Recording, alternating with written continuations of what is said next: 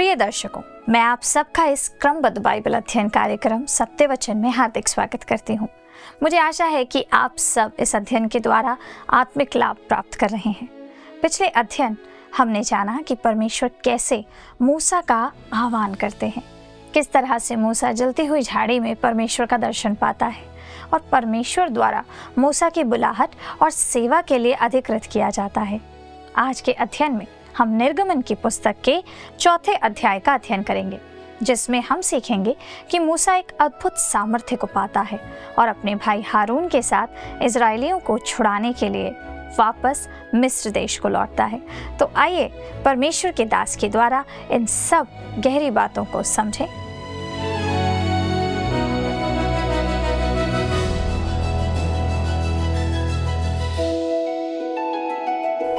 प्रिय दर्शक मित्रों, आप सभी को एक बार फिर से प्रभु यीशु मसीह में प्रेम भरा नमस्कार। आशा है आप सभी स्वस्थ और आनंदित हैं तथा आज के अध्ययन के लिए तैयार बैठे हैं। पिछले अध्ययन में हमने मूसा का बुलाया जाना और उसका भेजा जाना देखा था कि कैसे परमेश्वर उसे अपने योग्य काम के लिए तैयार करता है। और अब हम आते हैं 4थे अध्याय में, जिसका विषय है इस्राएल का छुड़ाने वाला होने से मूसा का इनकार। हारून मूसा का वक्ता बनता है तथा मूसा को मिस्र वापस भेजा जाता है। दोस्तों, यह अध्याय हमें मूसा की मिस्र वापसी का ब्यौरा देता है तथा प्रकट करता है कि कैसे परमेश्वर अद्भुत रीति से मूसा की शंकाओं का निवारण करते हैं। मूसा के मन में अनेक प्रश्न थे और बहुत सी बाधाएं उसे घेरे हुए थी, परंतु मूसा की सभी आपत्तियों का उत्तर परमेश्वर के पास था। अब हम देखते हैं कि इस्राएल का छुड़ाने वाला होने से मूसा इनकार करता है। मूसा के पास अनेक कारण थे जिससे उसे लगता था कि वह उस काम के लिए उपयुक्त व्यक्ति नहीं है। आइए हम पढ़ते हैं निर्गमन 4 अध्याय उसका पद 1 और 2। लिखा है, तब मूसा ने उत्तर दिया, वे मेरा विश्वास नहीं करेंगे और न मेरी सुनेंगे, वरन कहेंगे यहोवा ने तुझको दर्शन नहीं दिया। यहोवा ने उससे कहा, तेरे हाथ में क्या है? वह बोला, लाठी। दोस्तों, आने वाले दिनों में मूसा अपनी उस लाठी को उपयोग करने जा रहा था जो उसके अधिकार का एक प्रतीक और एक चिन्ह होने जा रही थी। वह लाठी इस्राएल और मिस्र के लोगों के लिए मूसा के जीवन में परमेश्वर की उपस्थिति की गवाही बनने जा रही थी। वो लाठी जो उसके हाथ में थी, साथ ही वह मूसा की सामर्थ का स्रोत भी होने जा रही थी, जो प्रकट करती कि मूसा के पास परमेश्वर की सामर्थ है। तब पद 3 में लिखा हुआ है, उसने कहा, उसे भूमि पर डाल दे। जब उसने उसे भूमि पर डाला तब वह सर्प बन गई और मूसा उसके सामने से भाग गया। दोस्तों, जैसे ही मूसा ने लाठी को भूमि पर डाला, वह सर्प बन गई। उस लाठी में कोई सामर्थ्य नहीं थी, वह मात्र एक वस्तु थी जिसे परमेश्वर और शैतान दोनों उपयोग कर सकते थे। उदाहरण के लिए दोस्तों, आज यदि आपके पास 100 रुपए का एक नोट है, आप उससे उसकी तुलना करके देखें। दोस्तों, आप एक 100 रुपए के नोट का उपयोग किसी भी काम के लिए कर सकते हैं, जैसे जुआ खेलने, शराब खरीदने, व्यभिचार आदि किसी भी बुरे काम के लिए और किसी भले काम दोनों के लिए आप उपयोग कर सकते हैं। दूसरे शब्दों में दोस्तों, वह नोट सर्प भी बन सकता था, परंतु जब वह नोट या लाठी किसी परमेश्वर के जन के हाथों में दी जाती है, जो परमेश्वर की सामर्थ से चलता है, परमेश्वर की सामर्थ से काम करता है, तो वह परमेश्वर के लिए उपयोगी बन जाती है या बनाई जा सकती है। दोस्तों, यहाँ परमेश्वर हमें यही महत्वपूर्ण शिक्षा दे रहे हैं।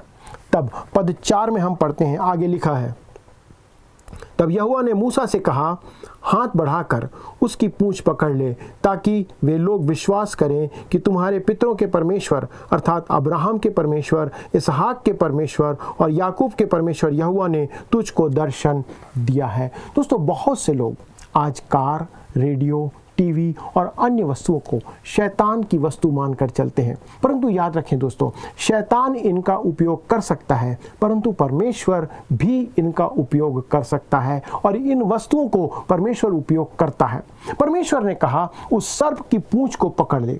दोस्तों, आप भी अपने मोबाइल या अपने टीवी को अपने मित्रों को परमेश्वर का वचन सुनाने के लिए आज उपयोग कर सकते हैं। आप अपना मोबाइल उन्हें दे सकते हैं, अपने टीवी को आप इसके लिए उपयोग कर सकते हैं। आप टीवी, इंटरनेट और यूट्यूब पर परमेश्वर के वचन के प्रसार में आज सहयोग कर सकते हैं। जिस काम को आज लोग कर रहे हैं, हम कर रहे हैं। दोस्तों, आप प्रयास करें कि आपके पास जो कुछ भी उपलब्ध वस्तुएं हैं वह परमेश्वर के वचन को दूसरों को सुनाने, दूसरों तक पहुंचाने का साधन बन जाए, बजाय इसके कि वह शैतान का हथियार बन जाए और आपके जीवन को खराब करे। दोस्तों, आप उसे परमेश्वर के हाथों में उस लाठी के रूप में बना दें और उसे दे दें।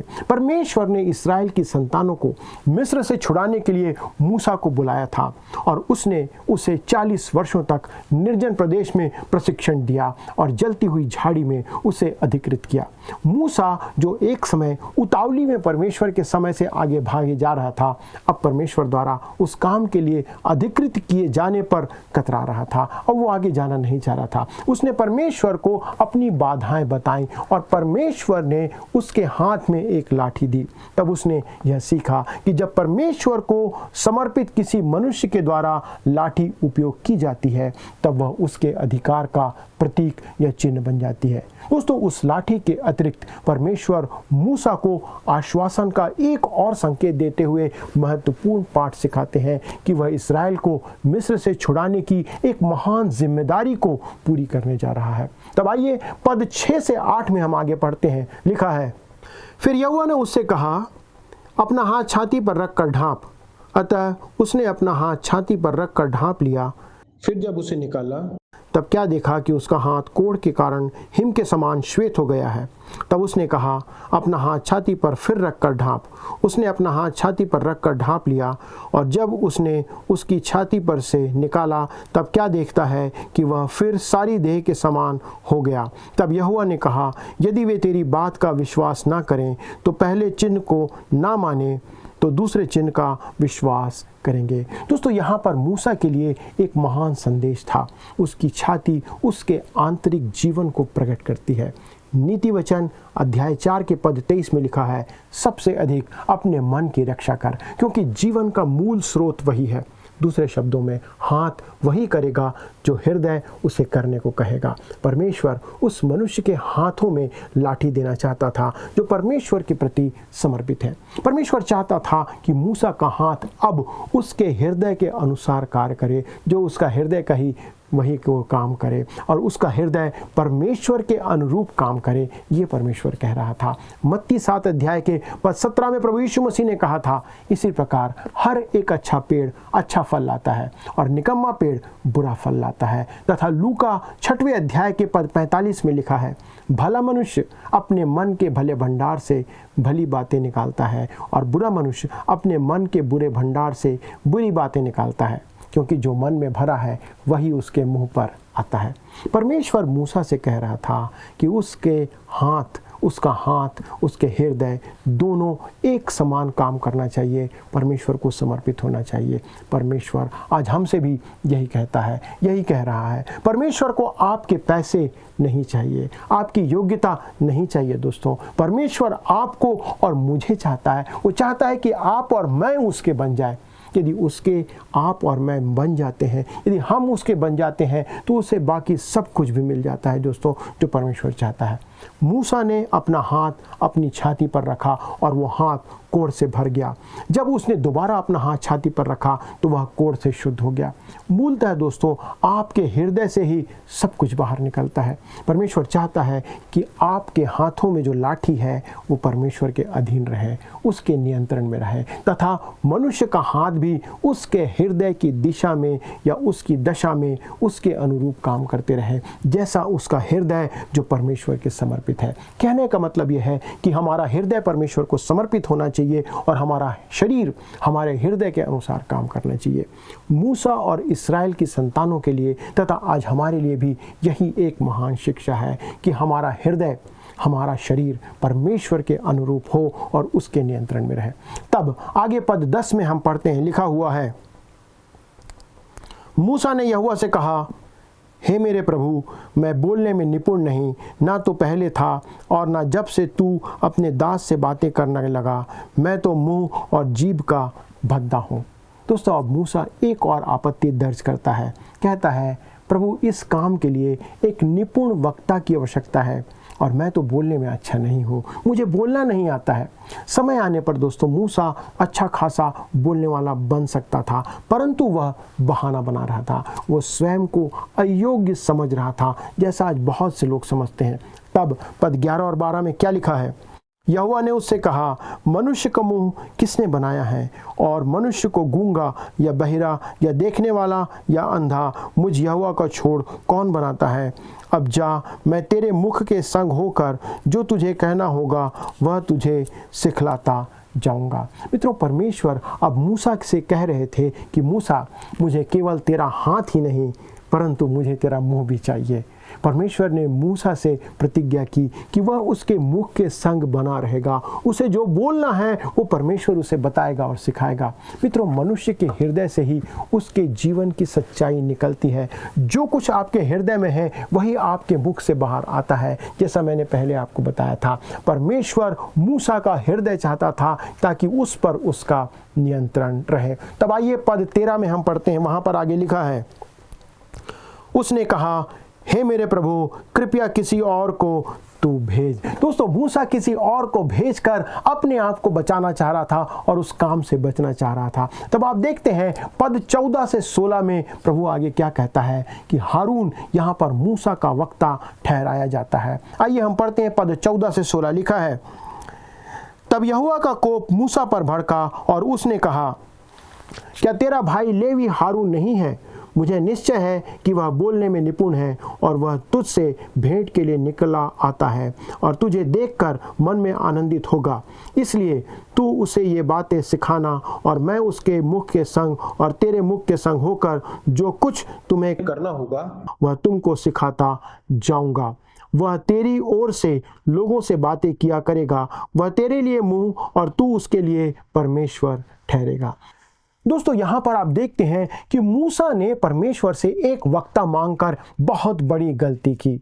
यद्यपि दोस्तों, परमेश्वर ने इस बात की अनुमति तो दे दी, परंतु वो अधिकार को विभाजित करना नहीं चाहता था। वो नहीं चाहता था कि वो अधिकार मूसा और हारून के बीच में विभाजित किया जाए। आगे चलकर आप देखेंगे कि इस कारण जंगल के मार्ग में इस्राएल की संतानों को समस्या का सामना करना पड़ता है। निर्गमन की पुस्तक में हम पाते हैं कि जब मूसा सीनै पर्वत पर परमेश्वर के साथ था, तब हारून ने इस्राएल के लोगों की आराधना के लिए एक सोने का बछड़ा बनवाया। यह केवल अधिकार के विभाजन का नतीजा था, क्योंकि उसने हारून को बीच में लाया।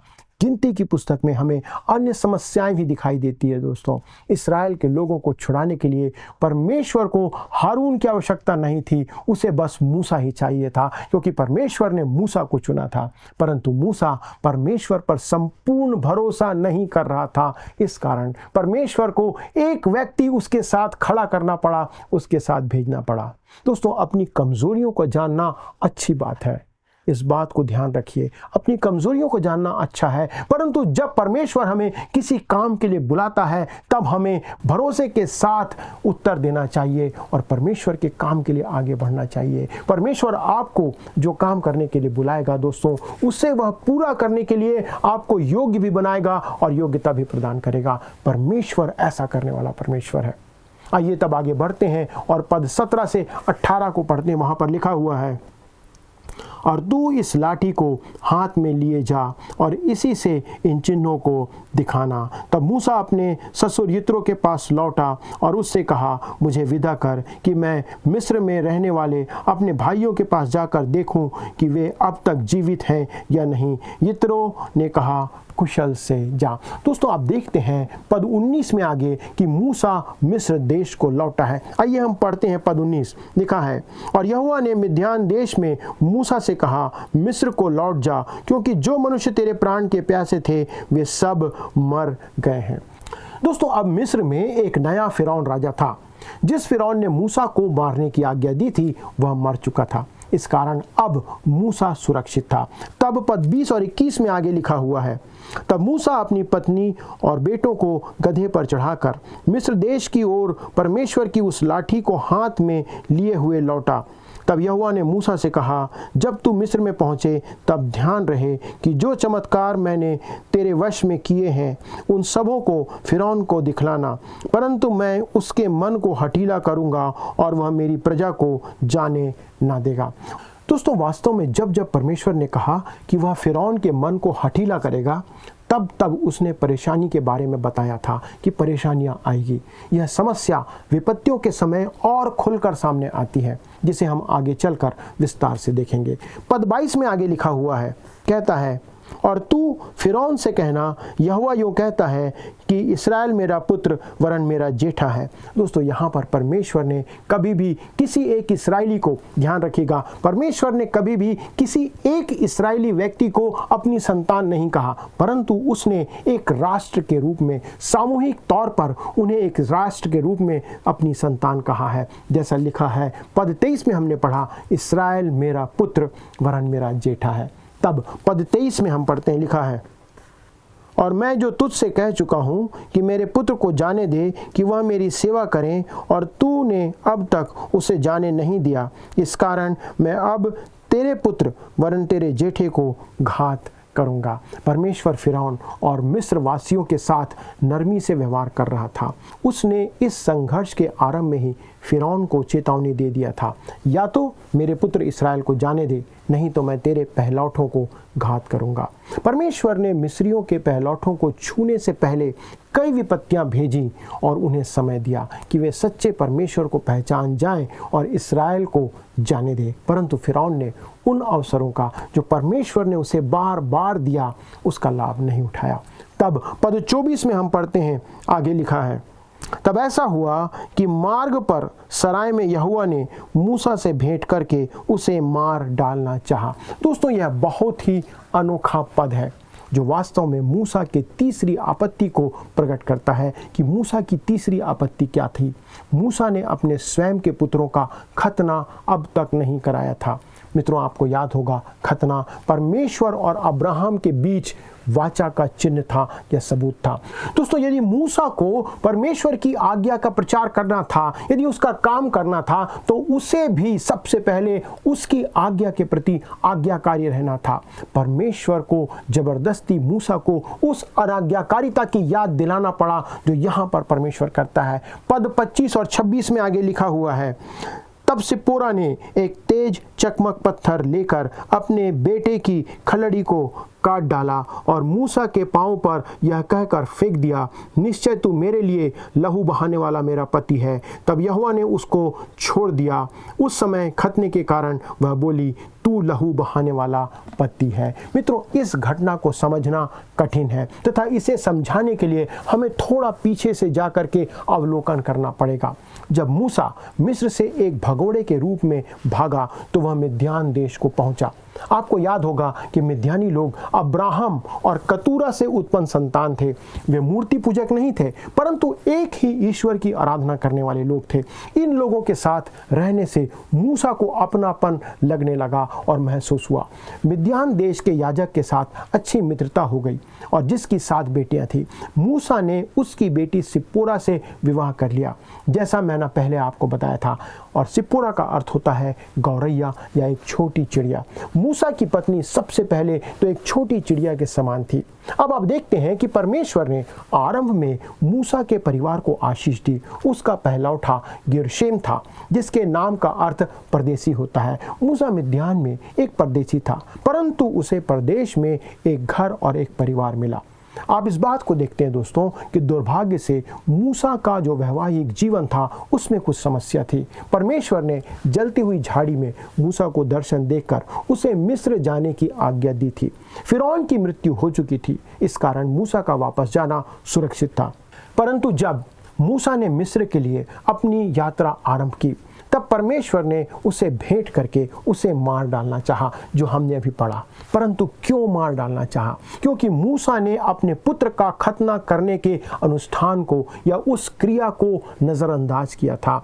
खतना परमेश्वर और अब्राहम के बीच वाचा का प्रतीक था, चिन्ह था और सबूत था, जो इसराइलियों को यह सिखाने के लिए स्थापित किया गया था कि वे शरीर पर भरोसा ना रखें। शरीर का भाग काटा जाना आवश्यक था और प्रत्येक इसराइली को परमेश्वर पर इसी बात का भरोसा रखना था। आप देखते हैं दोस्तों, उत्पत्ति 15 अध्याय के पद 6 में, भजन संहिता 106 के 33 में, रोमियो 4 अध्याय के पद 3 में और गलातियों 3 अध्याय के पद 16 में हमें बताया गया है कि अब्राहम ने परमेश्वर पर विश्वास किया और यह उसके लिए धार्मिकता गिना गया।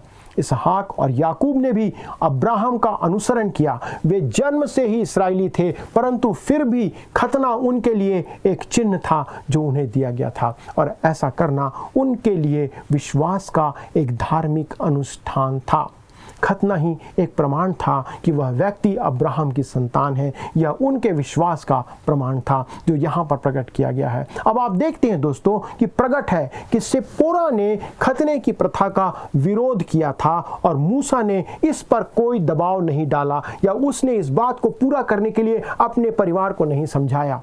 संभवतः मूसा ने सोचा कि इस अनुष्ठान की कोई आवश्यकता नहीं है, तथा उसकी पत्नी सिप्पोरा ने सोचा कि यह मूर्खता से भरा हुआ लहू बहाने वाला कोई नियम है या रीति विधि है। किसी भी हाल में दोस्तों मूसा अपने वैवाहिक जीवन में कोई दरार आने नहीं देना चाहता था। वो नहीं चाहता था कि अपनी पत्नी को इस बात में समझाए। मूसा की पत्नी नास्तिक नहीं थी, परंतु वह एक ईश्वरवादी स्त्री थी, परंतु वह परमेश्वर द्वारा स्थापित उस विधि को रोक रही थी जो परमेश्वर ने ठहराया था। तथा इस बात में मूसा इस बात को लेकर कोई विवाद उत्पन्न करना नहीं चाहता था अपने परिवार के अंदर।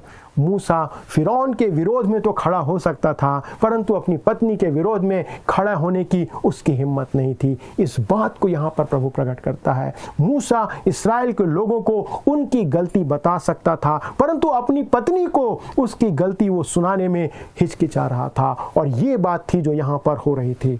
मूसा को लगा कि इस क्षेत्र में अनाज्ञाकारिता करके, आज्ञा ना मान के वो यहाँ से चुपचाप बचकर निकल सकता है। ऐसा नहीं है दोस्तों, उसने इसे गंभीरता से नहीं लिया। जैसा कि बहुत से मसीही लोग, मसीही सेवक और बहुत से विश्वासी दूसरों के घरों को सुधारने का प्रयास तो करते हैं, परंतु अपने स्वयं के घर को उसके अंदर देखने में कतराते हैं दोस्तों। तब परमेश्वर ने मूसा के जीवन में हस्तक्षेप किया और मिस्र के मार्ग पर इस स्थिति की गंभीरता का खुलासा मूसा के सामने किया।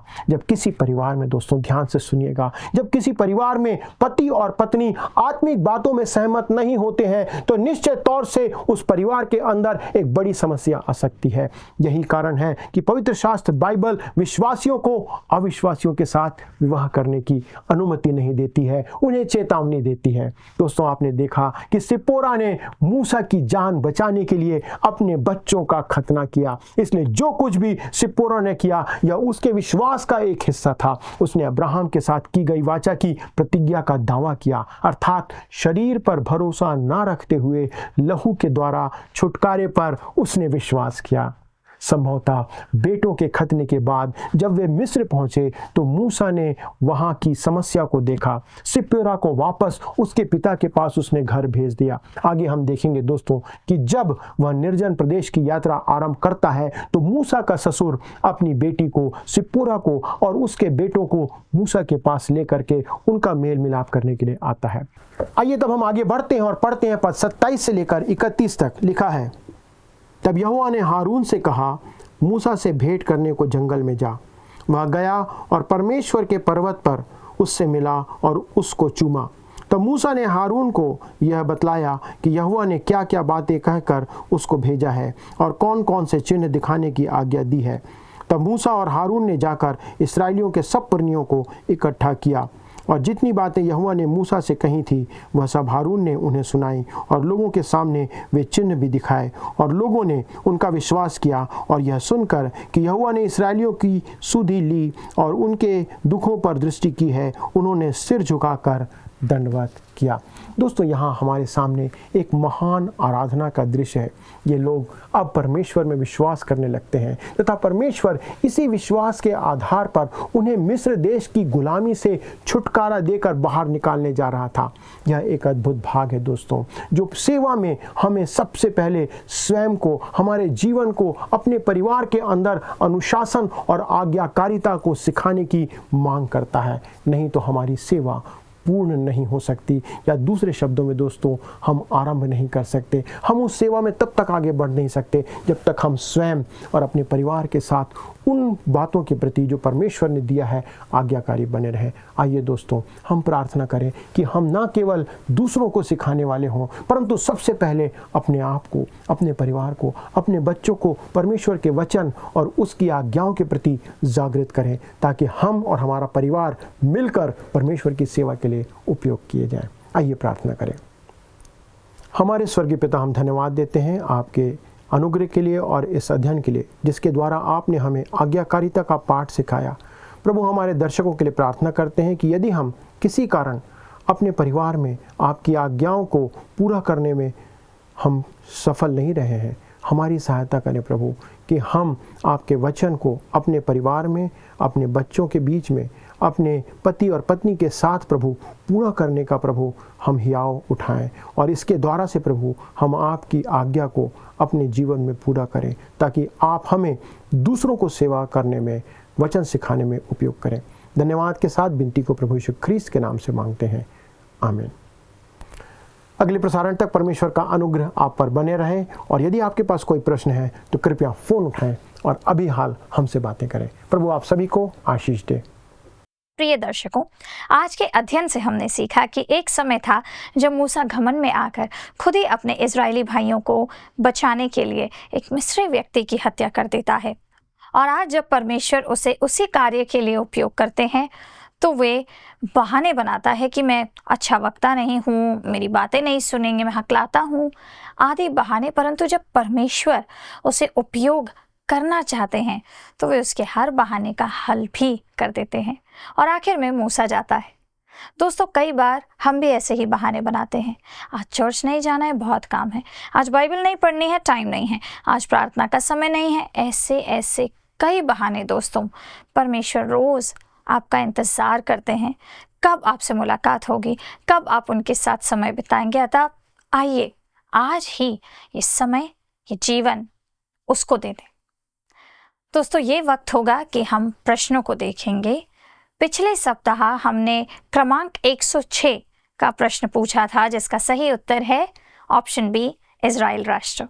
जलती हुई झाड़ी की तुलना इजराइल राष्ट्र से की गई है। अब वक्त है आपको आज के प्रश्न के बारे में बताने का। आज का प्रश्न है, परमेश्वर की योजना में इजराइल को मिस्र से छुटकारा देने के लिए डैश को भेजने की योजना थी। ऑप्शन सुन लीजिए। ऑप्शन ए, मूसा और हारून। ऑप्शन बी, केवल मूसा। ऑप्शन सी, मूसा, हारून और मरियम। ऑप्शन डी, केवल मूसा और मरियम। मित्रों, इस प्रश्न का उत्तर हमें कल सुबह 6 बजे से पहले ऑप्शन ए, बी, सी या डी के साथ अपना नाम, पता और स्थान व्हाट्सएप या SMS आप कर सकते हैं इन नंबर्स पे जो मैं आपको बताने वाली हूँ। 96514 33397, 96514 33397। आप इस नंबर पे या तो व्हाट्सएप करिए या मैसेज करके अपने उत्तर दे सकते हैं। यदि आप इस अध्ययन को दोबारा सुनना चाहते हैं तो स्क्रीन पर दिए गए वर्ड रिसाउंड्स टुडे हिंदी लिखकर आप हमारे YouTube पर भी इसे सुन सकते हैं। अधिक जानकारी और प्रार्थना हेतु आप दिए गए नंबर 96514 33397, 96514 33397 पर कॉल कीजिए। हमारे परामर्शदाता आपकी सहायता अवश्य करेंगे। धन्यवाद। क्या आपको यह कार्यक्रम पसंद आया? अभी हमें एक मिस कॉल करें और आप अगले विजेता हो सकते हैं।